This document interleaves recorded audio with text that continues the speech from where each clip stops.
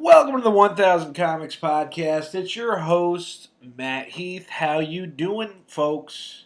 I'm recording this on Groundhog Day 2021. The reason I bring it up is because I feel like during this pandemic, we've been living life like it's the movie Groundhog's Day. It's like we're stuck in the same spot, you know, we're it's like we have to like relive the same BS over and over, and I it's that movie is totally tied into a lot of Buddhist philosophies, and I think one of the most intelligent movies of all time, and why I revisit it every year. But I think this year especially because I've never experienced the snow day on Groundhog's Day either. Watched it last night and just have this to think about. Like when I woke up this morning I'm coming back to my place, my apartment, um, and I'm thinking this is like if I had to repeat this day, like you know. Would it have been a good day to repeat? Like I didn't want to waste the day because it was a snow day, but the roads are nice and clear.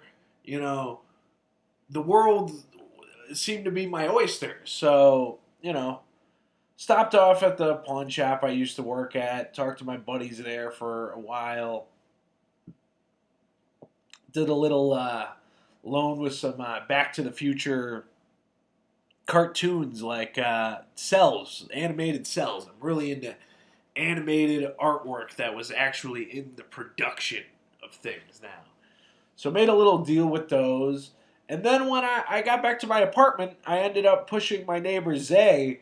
I pushed her car out of the snow. I felt like I actually was Bill Murray in that scene where he just showed up and started jacking up the women's car with the flat tire because I just had the timing was just right for me to show up and help my neighbor get her car out of the snow there. So I don't know. I don't know why I felt like I just feel good today. I feel like I've been putting off recording this monologue for this episode. Great episode, AJ Strangebrew, an old friend of mine who I used to do shows with in Norwich all the time. But he was supposed to be on a show we were going to do at the Elbow Room. Unfortunately, the Elbow Room shut down for the wintertime. They moved Stand Up Underground over to the Shish Kebab across the street. I helped move the club over there, helped move all the equipment and stuff over there. Haven't been to a show there yet, but I did help move the club. I just, back when I used to do shows at the Funky Buddha Lounge, that was a hookah bar, and it just feels kind of weird, like back into the whole smoke and mirrors of comedy shows. Literally smoke and mirrors, because it's a hookah bar. You know what I mean? So, comedy kind of slowed down. January's been like kind of a rocky month for me, but I'm sure, during this pandemic, it's not easy for anybody, really, So who am I to complain, I still got my job teaching, and, and I'm an able-bodied young man. So before we get into the interview with AJ, a little ad read. You've probably heard a lot about cannabidol or CBD, but have you heard about the plant science company taking the lead, providing the highest quality CBD nationwide? At your CBD store, Simsbury, you will find a fantastic staff that creates a comfortable environment where you can get your questions answered and find the right products to get the relief you need. They will be your number one source for providing quality education about products. For you and your pet, they offer the full line of edibles, creams, USDA certified oils, and more, all developed under the guidance of their PhD analytical chemists and health leaders across the industry. And to back up their story, they also provide extensive third-party testing to ensure that what's listed on the products is actually what's in the products. They are located at 1243 Hot Meadow Street in Simsbury and open 7 days a week. Give them a call at 860-217-1433. Visit their website, ycbdsimsbury.com, or stop in for free samples and the highest quality products you can find. Your CBD store, Simsbury, where good health hits home. Hey, if you'd like to sponsor the podcast yourself, hey, just send a few shekels over to the Venmo at Thank You Masked Man. This is the first monologue I did where I just have to take a dump all of a sudden in the middle of the damn monologue. So I'm gonna hit stop just one sec. But let me just say, enjoy this interview I did with AJ Strangebrew.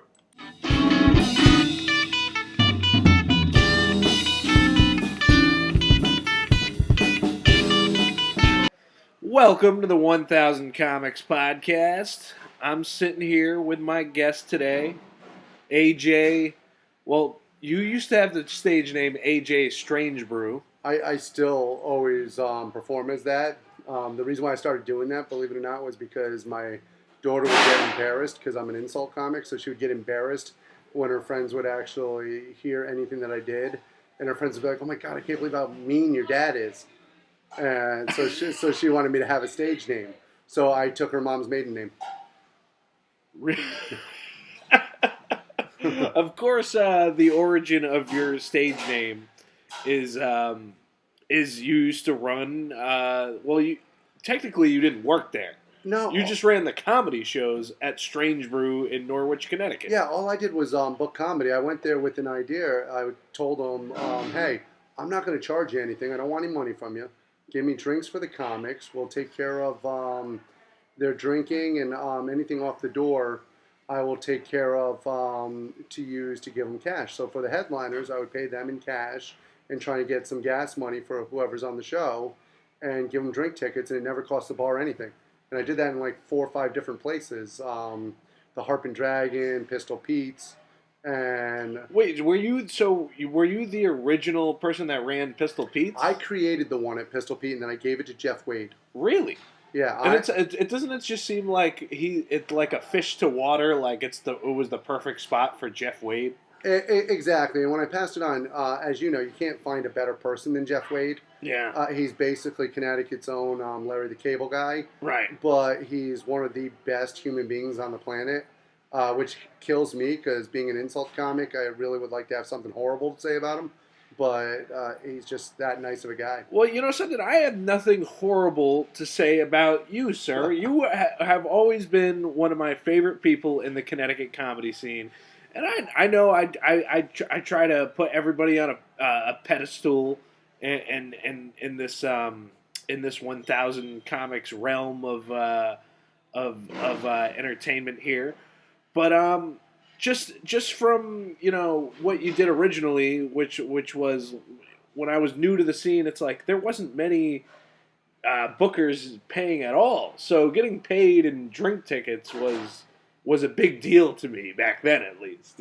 I can honestly tell you, I never took a dime off of working there. Yeah. Every cent that I made at Strangebrew went, and anywhere I booked comedy, always went straight to whoever the comics were that evening, and to make sure that we really took care of them. Right. Let me just mention real quick to the audience, because obviously they can't see us. We are sitting here in the Cheesecake Factory in West Hartford. Yeah, beautiful downtown West Hartford in Blueback Square. Yeah. Can I just say that, and you are the manager of the place, I'm one of the managers. Co-owner? No. I'm just a manager. That's yeah.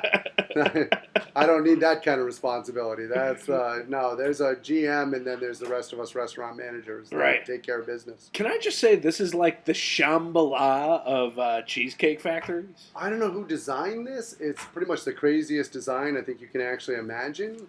It looks like there's Egyptian stuff with maybe. What are these faces on top of the pillars? That's what I'm wondering. I think it's ex-hostesses that worked here.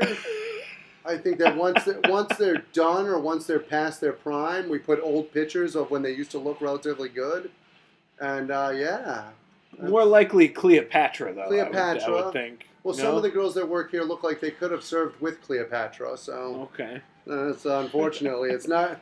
It's not like the old days where you can just have eye or a pretty face. Is Egypt known for their cheesecake? I would say so. I mean, why else would Julius Caesar leave Rome to go over there? I mean, you got all that good pasta. You got yourself some tiramisu. He had to go to Egypt for the cheesecake. The formaggio. Exactly, a little formaggio, a little cheese, if you will. Formaggio. The Italians, we're big on our cheese. My wife is half Italian and half Puerto Rican. Right. So her father was the Italian one. So she is very horrible in the kitchen because she did not have the mom to teach her how to cook. But she loves Italian food. Right. So she tortures me constantly with these horrible pasta dishes. And it's literally the worst thing on the planet.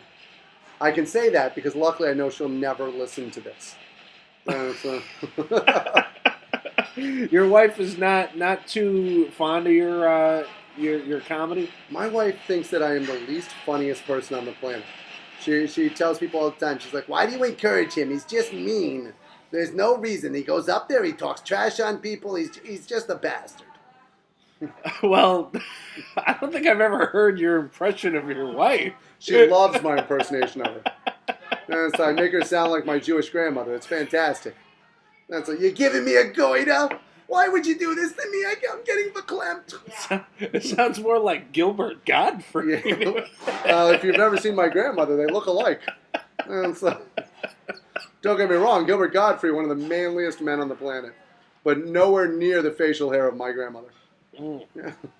Now, I feel like we've already been all over the place here. I kind of want to hone in on a couple subjects. So we did meet back in the day at Strangebrew. Yes. Is that where we met, or I don't even remember how we met? It could have been there. It could have been an open mic. I used to go to the open mic that Jeff Wade ran in the Copperwood. New London. It oh could have my been god! there. And there was just one old guy sitting in the corner. One old guy would sit in the corner and heckle.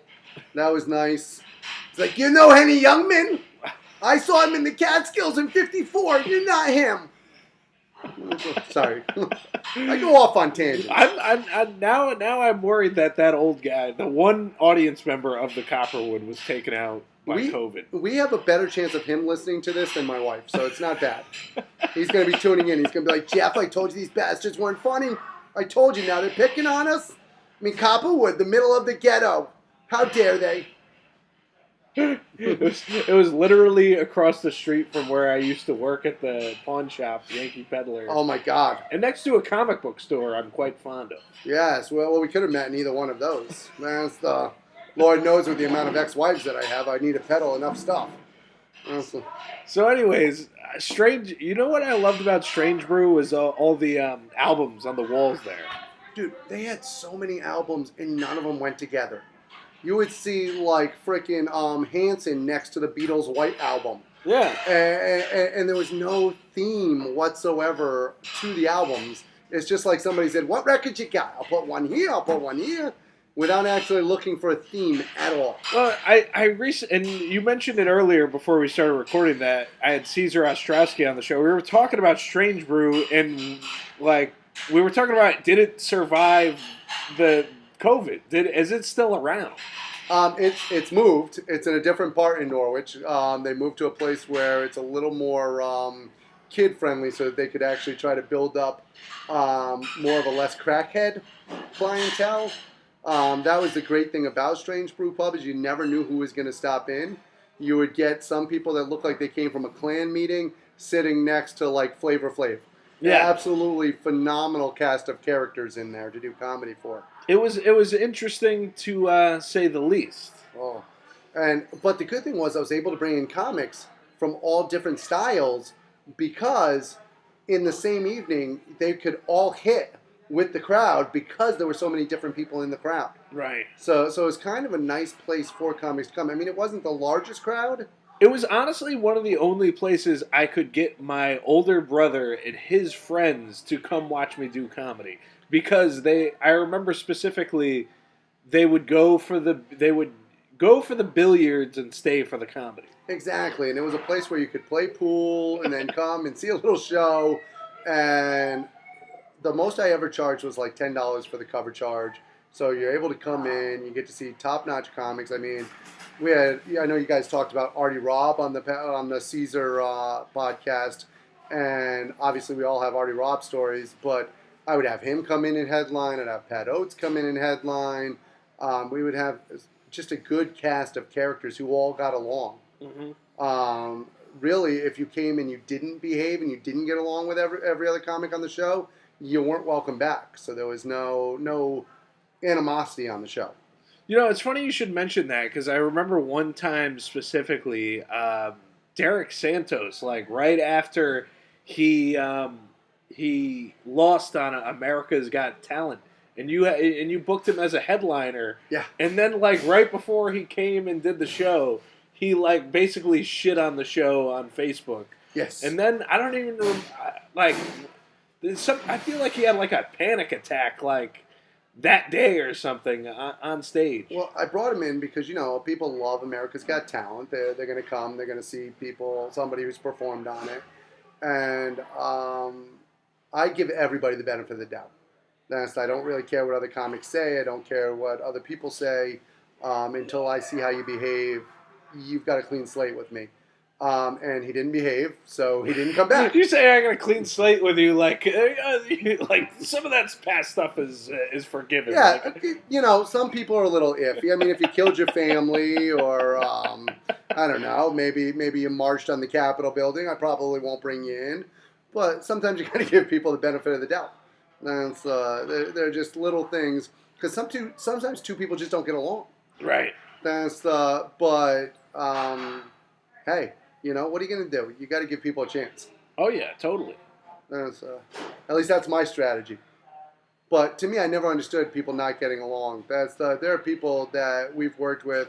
Rivera is one of my favorite people on the planet, Dan. And I've watched him get along with so many people on shows that I've been on.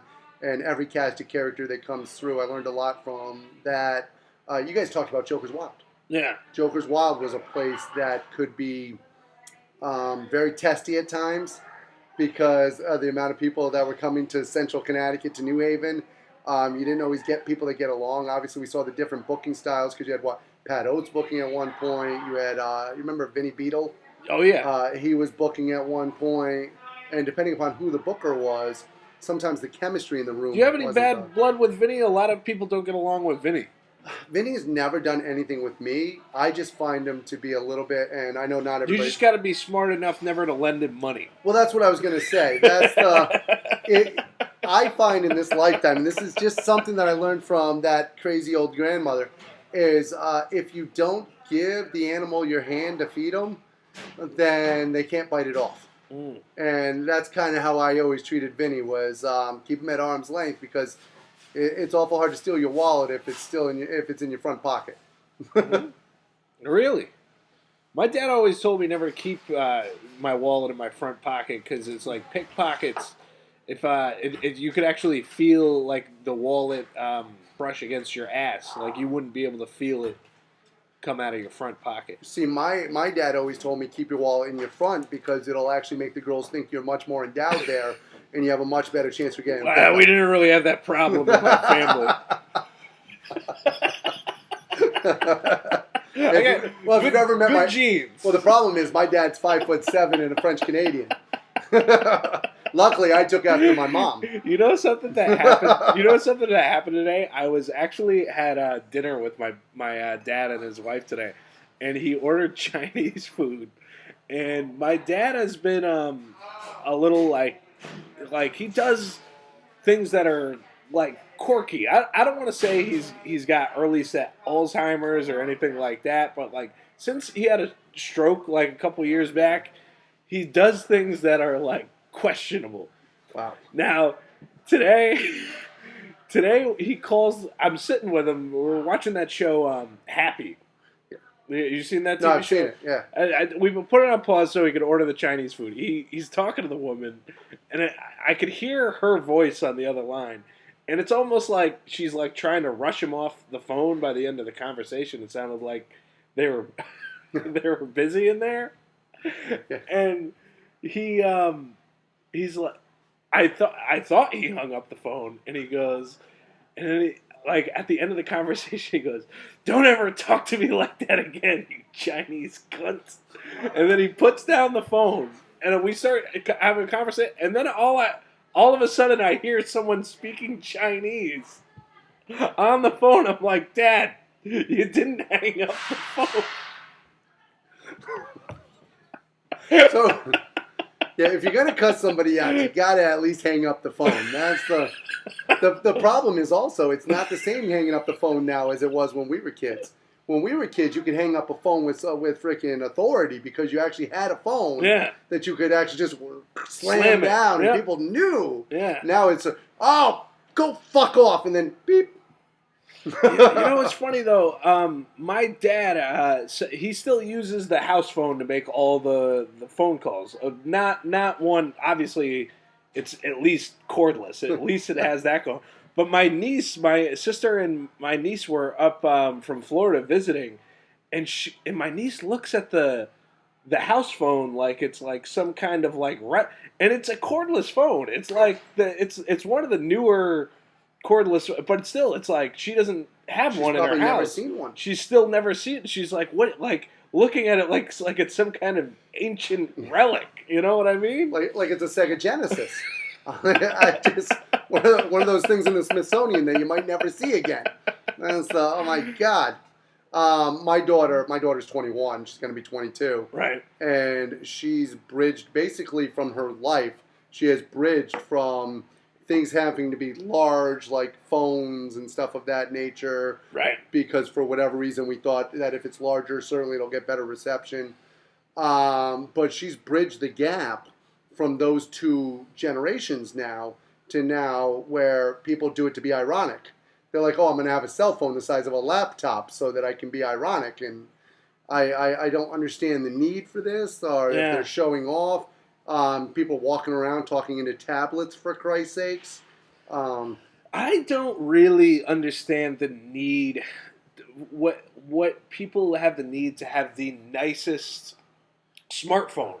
Yeah. Because even the cheapest, I actually just got the cell phone that I have because of the service I was using before didn't seem to be working. So I went to T-Mobile, got a brand new phone, and I said, what's like the cheapest smartphone I could get? And they showed me the phone. I thought, from my standards, like a really nice phone. And they said it was free, and all I had to do was pay for 3 months of service. Wow. But, I mean, here, I'll show it to you right now. Would you say that's that's a great phone? It's a great looking phone, and it was. Imagine if free. you showed that to 1999 Matt.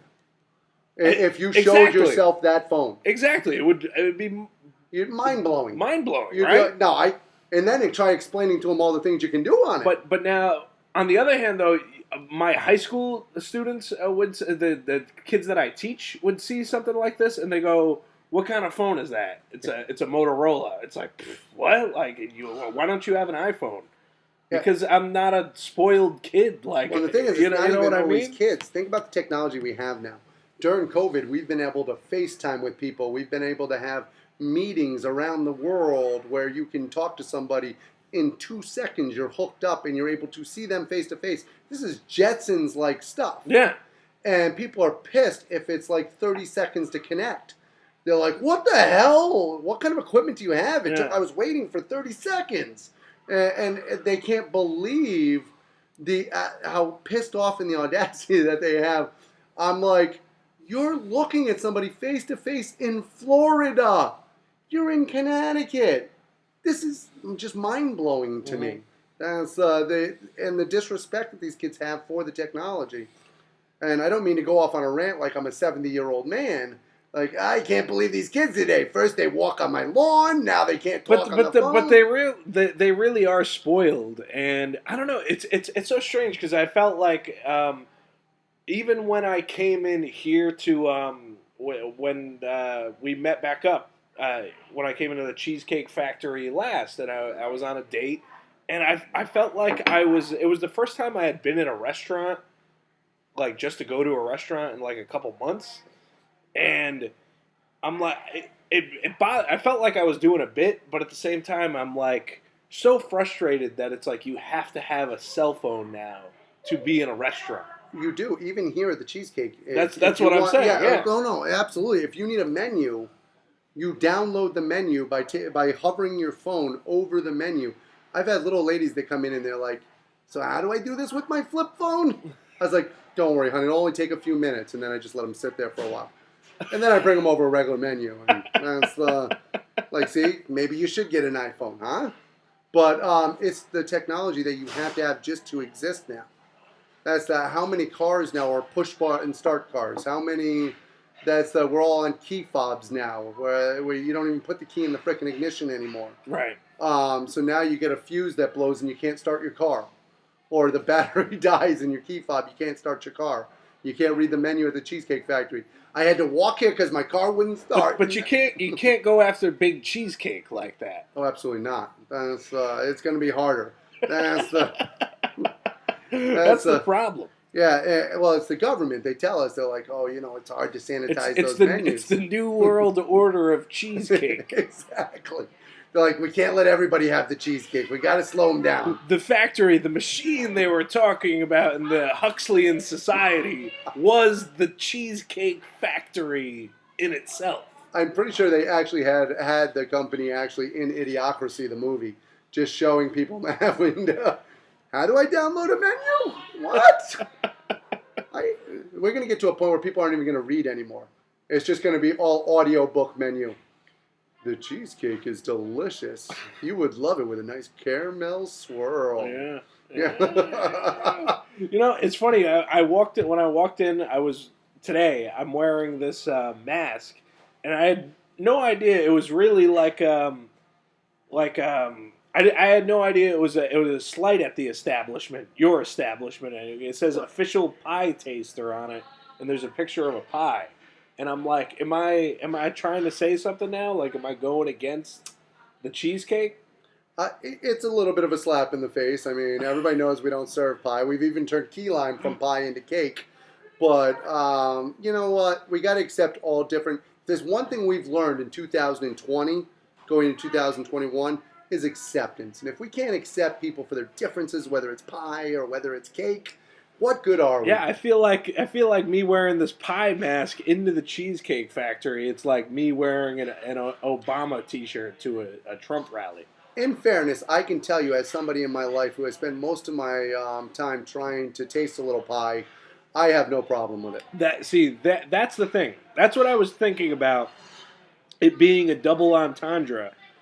The masks that I can't wear in school are the masks that I wear everywhere else. Yes. I have a similar thing. I have a Jets mask. Can't wear that anywhere. Oh, maybe at a West Side Story revival camp, but other than that, you can't really wear a Jets mask anywhere. Are you ever in the supermarket and you get behind somebody in line and you don't grab the rubber thing to separate your stuff just to see what kind of retard you're dealing with that's ringing up the items? Okay, first, I did that because I did that the other day because the guy was wearing a Cowboys mask. My favorite experience, and I've had this happen, where I put the divider down and the person still continues to ring past the divider. Literally, the cashier reaches over the divider and starts ringing stuff from my pile. I'm like... Reaches over the divider. I was like, clearly they're anti-segregation. He's just going right into my stuff. It's fine. It's like, what do you even say in that situation? It's like... I like the fact that it was like a healthy-looking girl in front of me, and she's like, yeah, those Drake's cakes aren't mine. She's like, do I look like that? So, okay, but so then you got to give the guy the benefit of the doubt that the guy ringing her up was probably just distracted by how good looking she was. Or he just felt that she needed him more than I do. She's like, listen, I know you're heading towards diabetes. I see it coming. I'm doing you a favor. She needs them. You know, when you gave me that slice of key lime pie earlier, all I could think was like, oh, like I was like, I feel like I'm about to go into like a sugar coma right now. I'm like, AJ is gonna have to do the heavy lifting in this podcast. Like he's gonna have the banter going on. Usually I let my wife do the heavy lifting because I'm on top. But in this instance, I figured I would give you the chance. I'm like, take it easy tonight, Matt. I'm here for you. I got impersonations of my mom, who sounds a lot like my grandma, who sounds a lot like my wife. But that's fine. That's a little psycho. But who's counting? I feel like you're that comic from Family Guy that just did that voice that was like the same like for all his family, and then you actually see his family. They have all that voice. They all sound exactly the same. My grandma's like, he's not funny. That's actually my voice. He's not even kidding. What's wrong with you? He's hilarious. I had to smoke 400 years to get here. Oh my God. Me and Moses, we were sitting there. We're like, hey, what should I do with these tablets? Hey, why don't you bring them down from the top?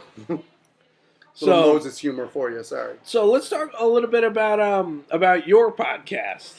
Woo. What's the name of your podcast? We're doing the Working Fans podcast. The reason why we call it the Working Fans is because we all work full-time jobs, obviously, and then we're fans. The two guys that I do it with, producer Joe and man they call Dave, they both are lifelong fans of wrestling and comedy. I wrestled professionally for 10 years and am a wrestling fan, and then I go up on stage and attempt to do comedy. So basically, I'm the pro on both shows, which is scary, and they're the fans, and we talk all things comedy and all things professional wrestling. When we talk to comedy, that's going to be on Tuesdays when we drop our shows. Every Thursday, you can catch the Working Fans Wrestling podcast, and then we do a live show where we combine the two on Wednesday nights at 6 p.m. on the Buzz Network. Nice. Sorry. Woo. I forget how good I am at actually just memorizing everything that I have to. Yeah, I love a good sales pitch like that on a podcast. Now, you were a wrestler before you were a comic. I was, which is good because the shape that I'm in now as a comic, nobody wants to see this in spandex. What was your wrestling name back then? I wrestled as the Stalker, okay. Which was a camouflage gimmick. It wasn't actually just how I treated girls in high school.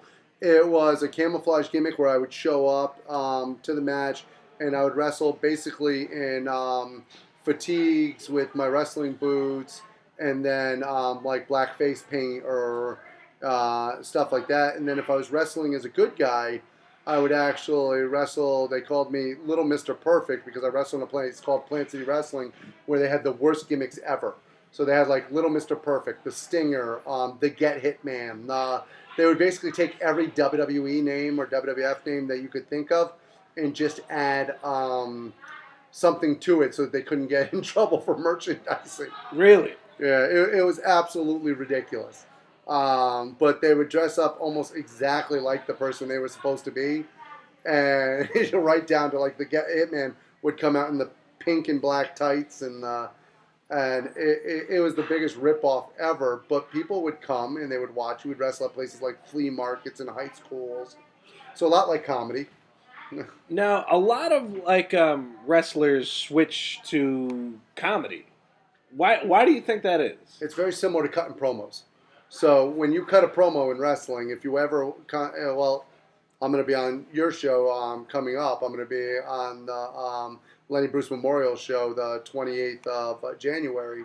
And wait, before we start pitching the show, they actually shut down the elbow room for the winter time. Oh God, I did not know that. But the reason I didn't tell you was because the show is kind of in limbo right now because they're moving the stand-up underground over to the Shish Kebab across the street. So they're doing their first couple test shows over there at the Shish Kebab first. And if comedy is going to work over there, we're going to do the show. If comedy doesn't work over there, then we might have to wait till the springtime to do the show. But the show is going to happen at some point.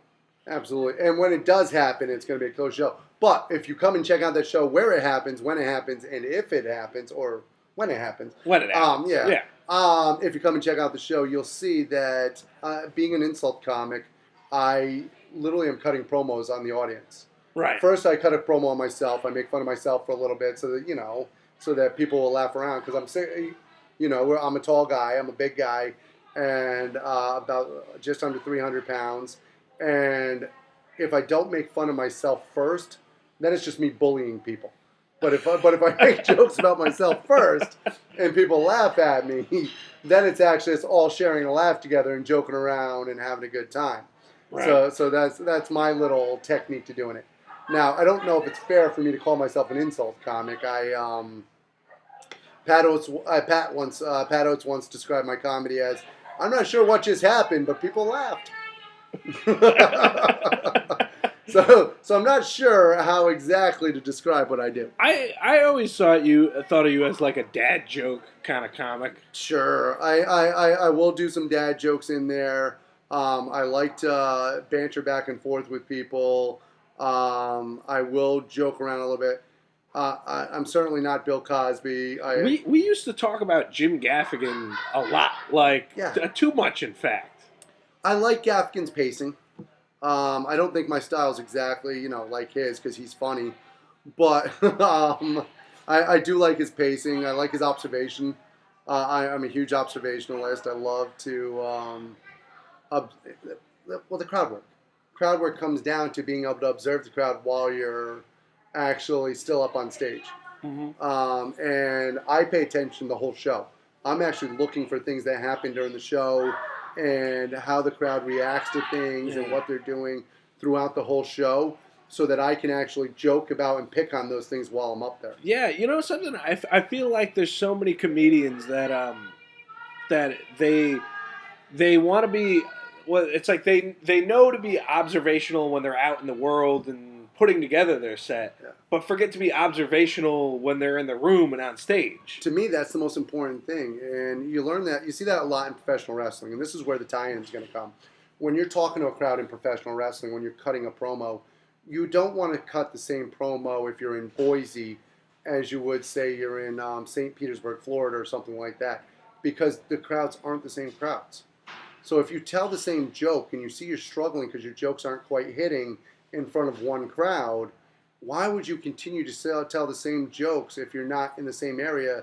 Because sometimes jokes just aren't going to work in the same area, in different areas. So if I observe the crowd and I pick up on little things, and I don't want to say eavesdrop, but I listen to conversations a little bit, I listen to how people interact with each other, I see who's dating so I know when I go up there, okay, they're a couple, they're a new couple, they're an old couple, I can make different jokes to specifically go after them. I also like to learn about a town before I go there. Mm-hmm. So if I'm going to frickin' Cleveland or something like that, I want to actually learn a little bit about the town so I can actually make fun of some of the local sites, some of the local things that are going on there, so that it's very much being even the same day. Like Voluntown, Connecticut, obviously most people don't even know where the hell Voluntown is, but learn little things about it. That's so that you can attack that town and at least be smart about what you're saying. No, but to tie that back into wrestling, is it different to wrestle in different places? Oh, it absolutely is. Really? That's especially, I was always a bad guy. I spent most of my career as what they call a heel. So for me, I have to know what's going to piss people off where I go. Really? Because you got here's a little secret about wrestling that people don't know. The nicest guys in professional wrestling are usually the bad guys. Yeah, you know what? I always kind of actually assumed that. Well, the reason why is it's very easy. In order to assume people are going to boo you, you have to be a little self-deprecating because you have to believe people will hate me. Mm-hmm. I hate me. Why wouldn't they hate me? Whereas as a babyface or a hero, you have to believe that everybody in the arena wants to cheer for you. Mm-hmm. That you can be that person that They will all love me. Yeah. You know, I met Big Van Vader one time, and he was like the nicest guy in the world. Nicest people on the planet. I have worked with guys like, I don't know how much you know about old school wrestling, but I've worked with Greg Valentine, Jimmy Snuka, Rick the Model Martel, freaking Tito Santana. A lot of the old school wrestlers I worked with because I wrestled in the 90s and barely into the 2000s. But those guys that I mentioned, like your Greg Valentine, Jimmy Snuka, nice as can be to me when I met them. And some of the biggest pricks that I've ever met are the guys who you would think would be the nicest people on the planet. What about, so do, like, here's someone, like, I don't know, in my mind, I think about The Rock, like, all the time as, like, kind of like a renaissance man of entertainment. Went from, but was The Rock a good guy or a bad guy in wrestling? I have never heard.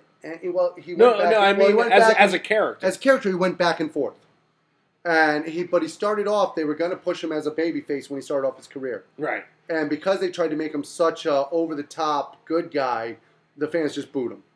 Because to be that smug and that over the top and nice, people don't like that. Mm-hmm. Think about the people you know in real life. You meet this guy and he's just this false, freaking nice as can be. You can tell the people that are genuine. People that, but you can also, when you meet that schmuck who's just coming in and like, hey, you have a pleasant day. You have a pleasant day. Yeah. That's when you're like, is he trying to sell me a fucking car? What the hell's going on here? That's, goddamn.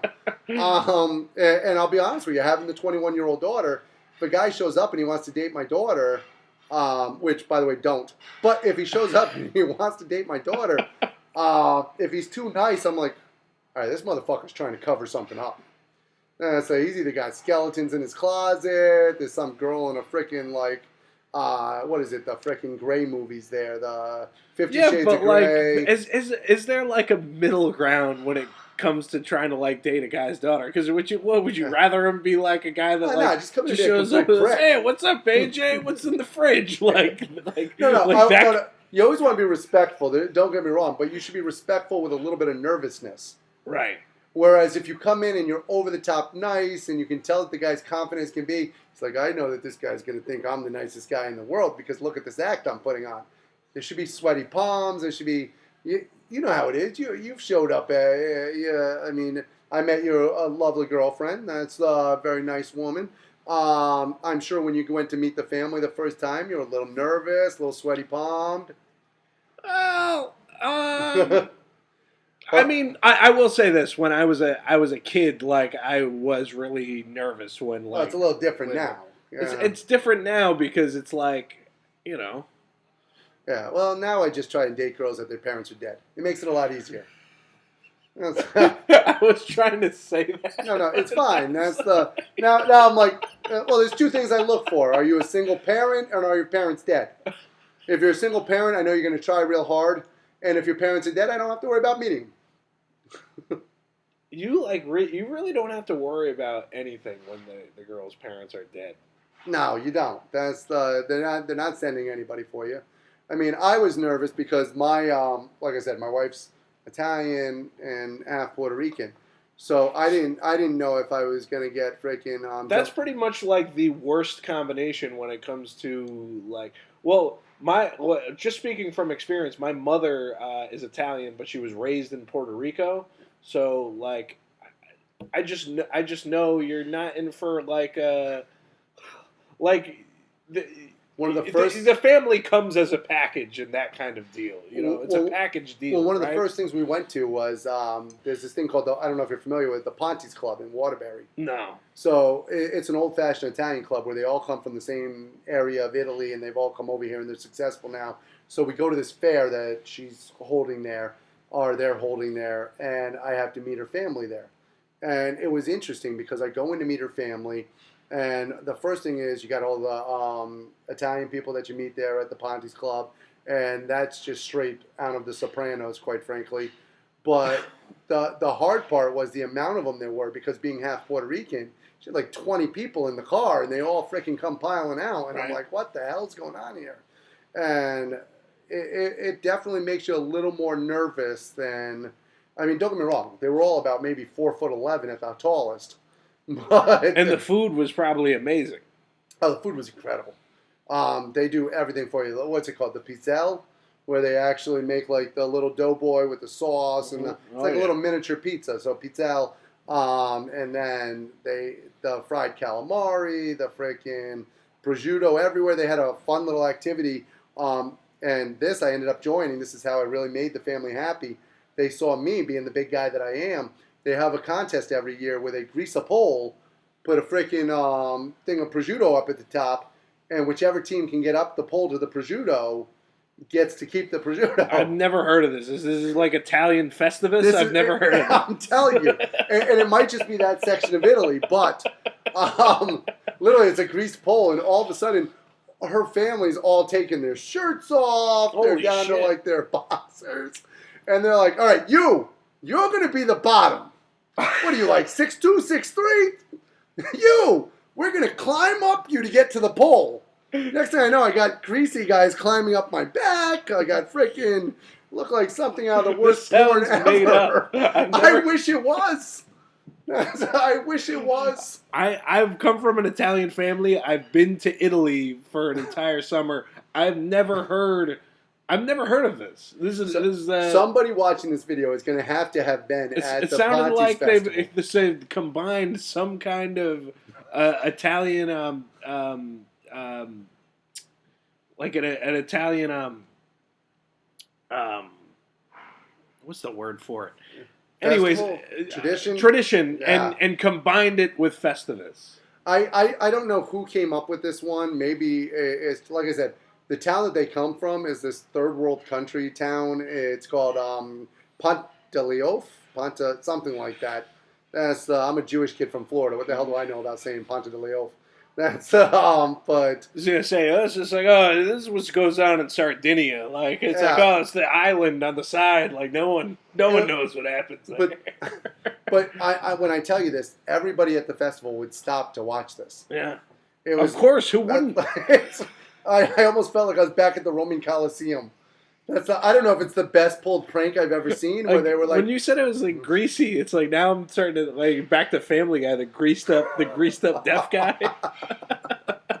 But I don't know if they were just pulling a prank where the whole thing got together. Hey, he's not going to know any better. Let's convince him. Everybody gets greased up and has to climb this pole. First of all, I'm Jewish. I can't even eat prosciutto. I was like, wait a minute, you want me to do this? But do you break the kosher stuff? Oh, absolutely, every day. Every day. I only use it when I have to. I play that card when it's something I don't like. It's like somebody wants to like get me to eat like seafood or something. I'm like, whoa. I don't eat crustaceans. That's not kosher. Or something like prosciutto, which I don't like because it's just salty freaking ham. I don't know. For some reason, I thought that like cheesecake isn't kosher, but it probably is, right? No, it's completely kosher. I don't know. As long as you don't have it at the same time as you're eating a steak. Like it can't be like bacon on top of it or anything. Yeah, you can't have mother's milk at the same time as the calf. Yeah. So that's why you can't drink milk and have a steak at the same time, or milk and a cheeseburger. You can't even do a cheeseburger technically. Yeah, it's just we can't meat prepared with cheese, right? Exactly, or any dairy. That's but if you wanted to have cheesecake and you want to put it on top of your steak, then you're probably in trouble. Yeah. Yeah. Oh my God! I feel like we went on off on such a tangent. I don't even know where we were coming from. It's a roller coaster. We never digress to the fact of the matter. I don't know. I kind of want to get back to the whole the parallels between being a wrestler and being a comedian. Well, there's more parallels. Think about it. What do you do as a pro wrestler? You dress up in spandex. You're a guy. You're wearing spandex trunks that barely cover anything. You're out there in front of a freaking crowd full of people. When you start off, you're getting paid $25 if you're lucky to wrestle in front of 4 people. Right. In a flea market. So it's very similar. That's what I'm saying. The similarities are very... Now, when you, I don't know, were you a big fan of Andy Kaufman? I have respect for Andy Kaufman because he's not my favorite. Right. Because I didn't get some of the stuff that he was trying to do. To me, he's more of a performance artist than he was a comedian. Derek Santos, to me, who we brought up earlier, He was like Connecticut's Andy Kaufman. Exactly, and that to me, he was trying to basically be a poor man's Andy Kaufman, where you're doing things more for shock value than you are to tell a joke.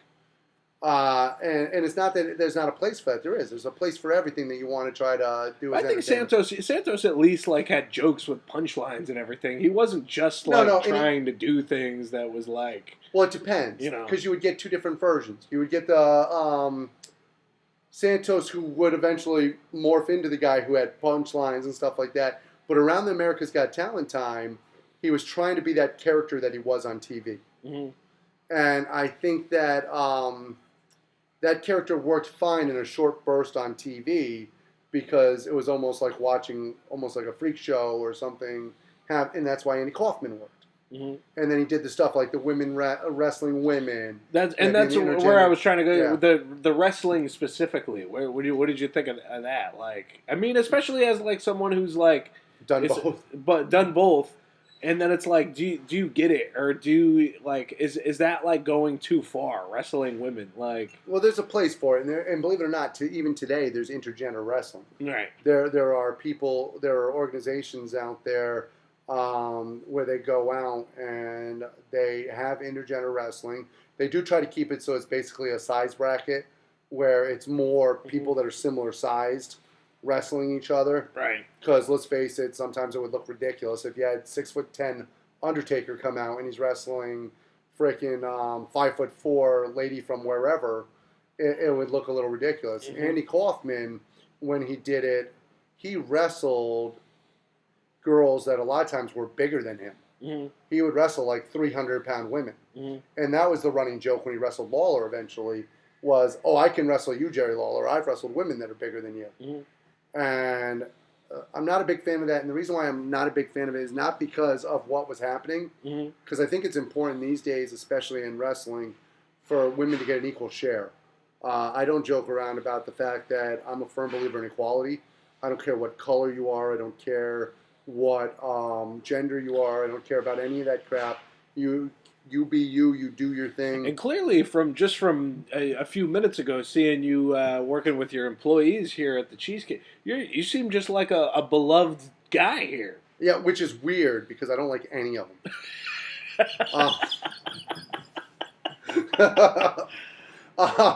But it's one of those things that I am very much for women in professional wrestling, and I have no problem with intergender wrestling when, as long as you let the women strike as hard as you're letting the men strike. To me, make it look believable. That's the key to it, because it is a storyline at the end of the day. I won't use the fake word because I think, to me, fake takes away from what they do. Mm-hmm. And it makes it sound like nobody's getting hurt and it's not physical. It's definitely, obviously we can talk about the fact that it's predetermined, and obviously we know who's going to win ahead of time. But I've got a torn rotator cuff, torn pectoral muscle, an ankle. When I get out of bed in the morning, I can barely walk on. This is kind of similar to what I was talking to Mike Mazza, who's also a wrestler turned comedian, and we were talking about how wrestling is really one of the most physically enduring, sports you can partake in. To me, it's a combination of athleticism and Shakespeare in the round.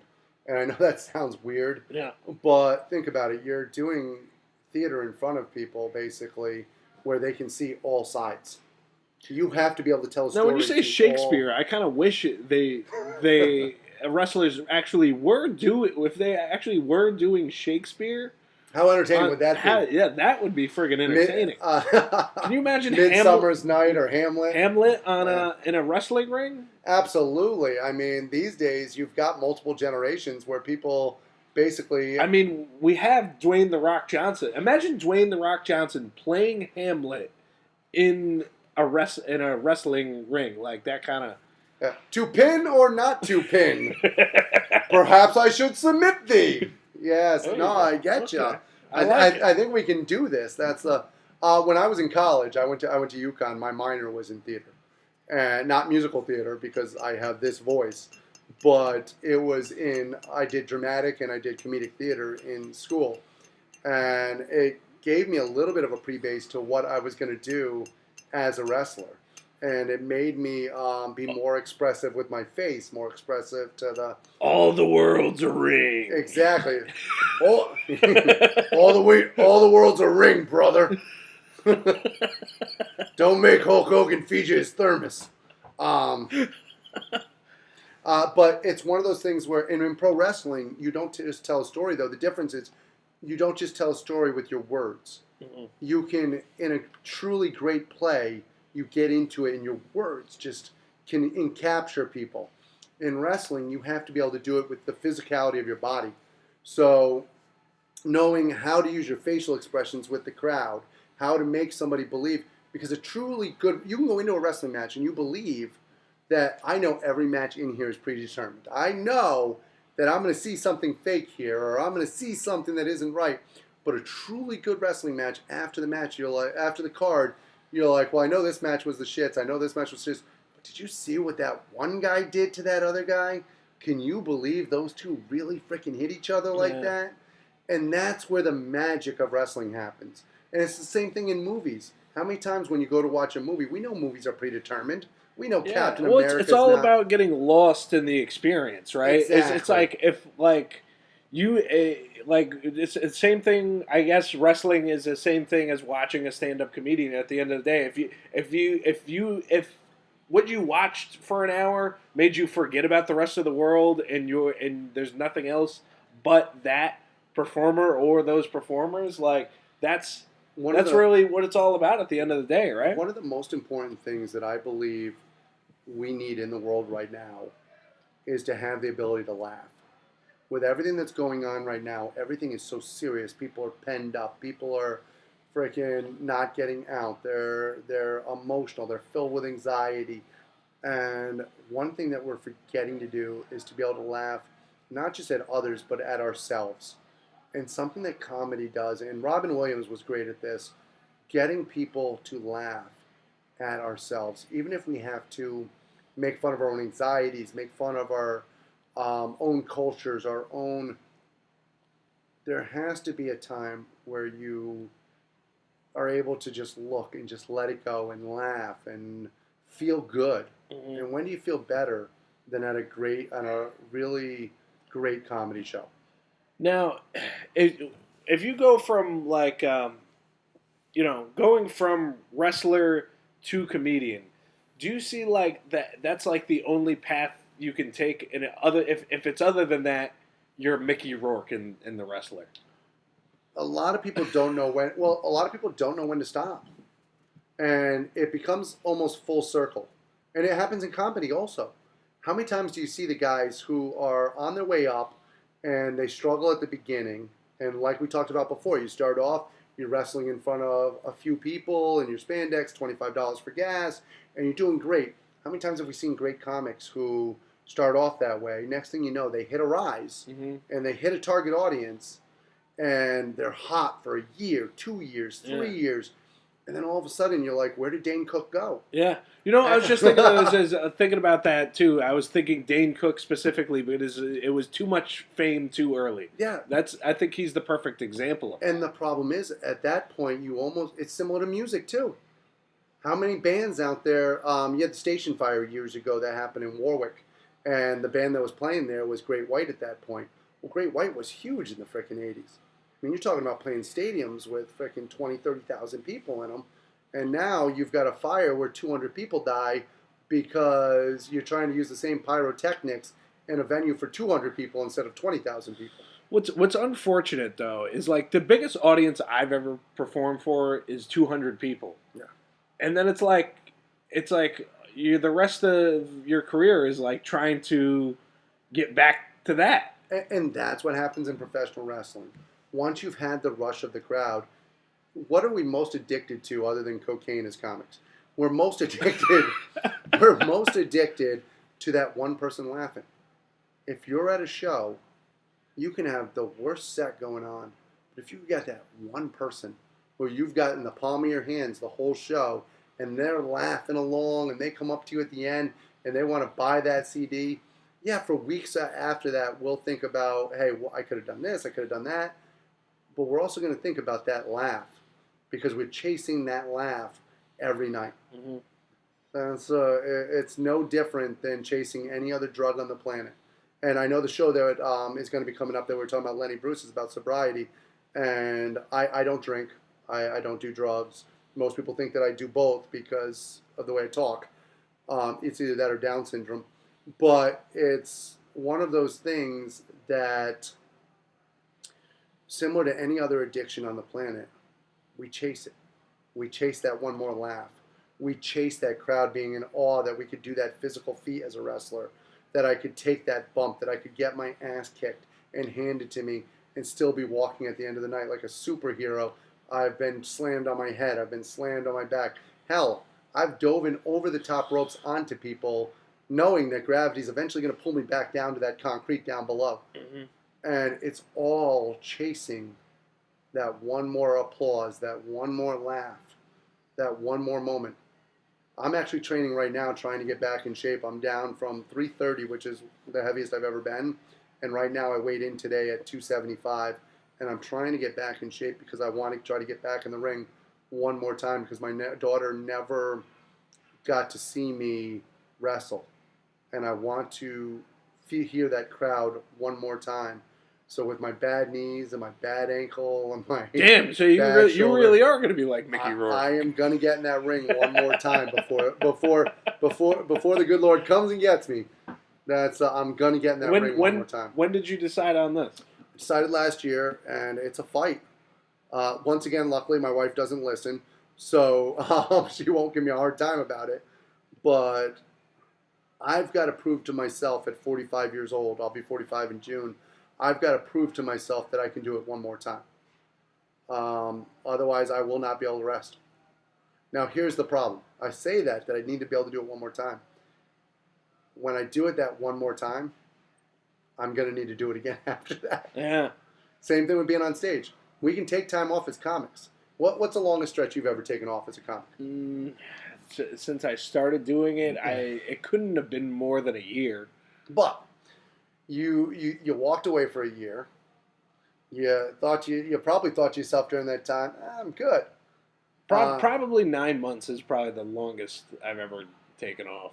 But once you hear that laugh one more time, yeah, it's you can't just go up on stage one more time. You got to be up on. I did a show right before COVID ended. I did one of the comics, the Roadhouse there, the shows, and I got hooked on it again. And I told myself, all right, I'm gonna give this another run. I'm ready to make people laugh again. And then COVID hit, so God told me, no.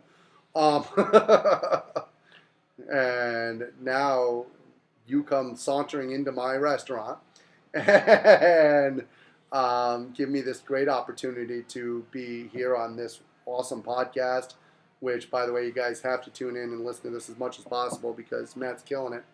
But then this show also, and it's like a junkie hoping for that one more needle. Or it's so strange though, like, and it's funny that you listen to Caesar Ostrowski's episode because we were talking about you like what? Because why did you disappear from Facebook?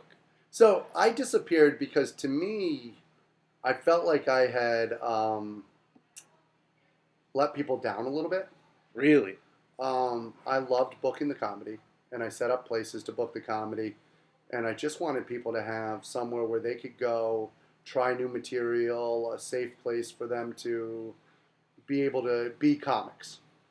And I felt like I had let people down just a little bit because I felt like Pistol Pete's was changing, the environment in there was changing. It wasn't because of some other stuff. Let's be honest, it was never that good. No, but you didn't go in there when I first had started booking in there. Yeah. When I started booking in there, I was actually, believe it or not, filling that back room. Really? And yeah, I would have probably close to 30 to 45 people in that back room. But the ownership started getting greedy. And instead of giving me the money to pay the comics, they started wanting some of the door, wanting some of the things that I do or wanting to limit the drink tickets, so they were trying to change the formula that I was making it work for them. Even though, do you know how much bar sales they were getting off of a crowd of 40 people with a 2-drink minimum? They were getting, that's 80 drinks Right. that are being that they're making a fortune off of. So instead of being happy with what they were making, they were starting to take it out of the comics' pockets, and they were making it hard for me to be able to pay the comics that were coming in there. So I felt that because of what they did, that I had kind of let down what I was known for, trying to put the people together, and I didn't want to kind of tarnish what we were trying to do.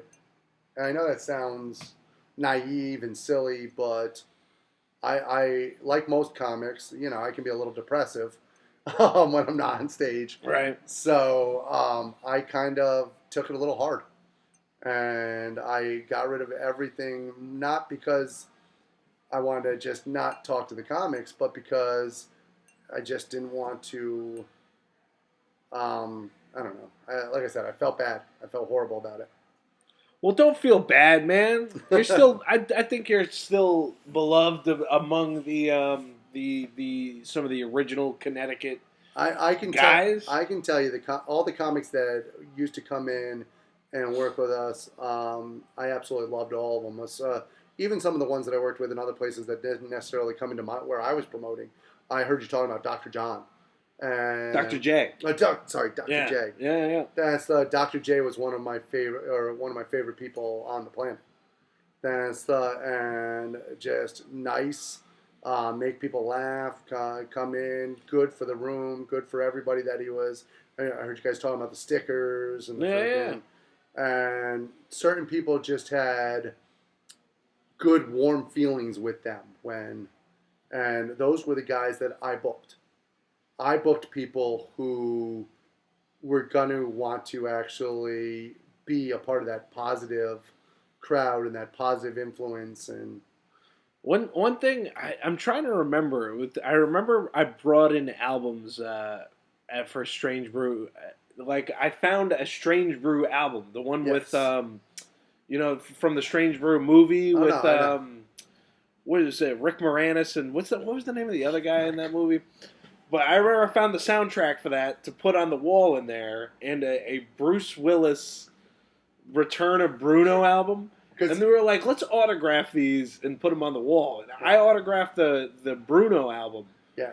And didn't you autograph one of those albums? I autographed the Strangebrew one. You autographed the Bruno one, and we put them up on the walls. It was fantastic. And I can't help but wonder if in their new location, those are still on the wall. I like to think that when they were moving locations, that they saw those and went, you know what, I can make a pretty penny off this. I'm going to go over to Yankee Peddler and Pawn and see what I can get. And I like to say, whoa, we can't afford to buy this kind of merchandise, sir. You're going to have to go to a bigger pawn shop. That may well be. Wow, that blues album by Bruce Willis, though. There was one time I took when Live Free or Die Hard was in theaters. I took this girl to see it. That I was in college at the time, and I was driving. I remember I was driving a Buick, and I had a tape with that Bruce Willis album on it, and I think it's needless to say that I got laid that night. I think it's incredible how much you flex your wealth to be able to afford a record and a tape of that caliber, sir. That is insane. That's, my goodness, that girl, I'm surprised she didn't marry you. Get her claws into you. But, I want to think that some of those albums went over about as good as Ghostbusters 3. Loved and adored by critics. They're coming out with Ghostbusters 4.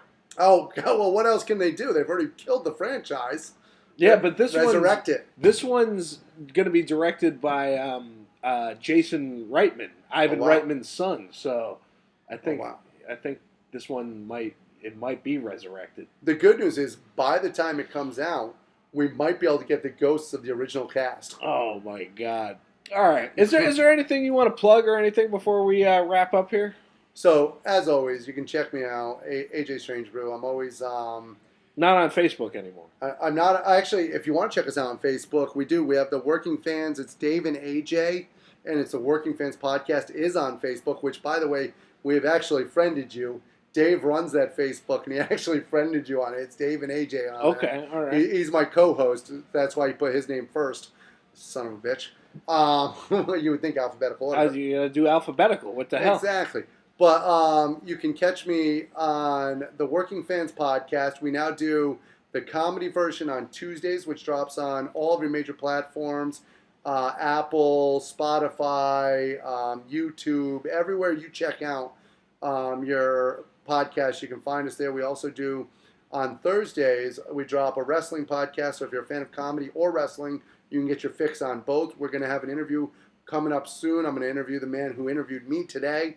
And on Wednesday nights on the Buzz Network Facebook page and on Twitch and then also on YouTube, we come live at 6 o'clock every Wednesday night, live and in Technicolor, as the kids would say, with the Working Fans Live podcast. So please check us out. We'll make you laugh. We'll make you cry if you don't get my humor. It'll be a good time. AJ, thank you so much for being on the show, man. I appreciate it. Matt, thank you for having me on. You were one of my favorite comics. I'm going to blow a little smoke here for a second. You were one of my favorite comics. The fact that I got to bring you in when you were young and all I had to do was get you drunk, not actually pay you. It's one of the highlights of my career. And thank you for everything. Thank you for making me feel this buzz again and energized about comedy for the first time in a while. Really? Wow. Well, thank you, sir.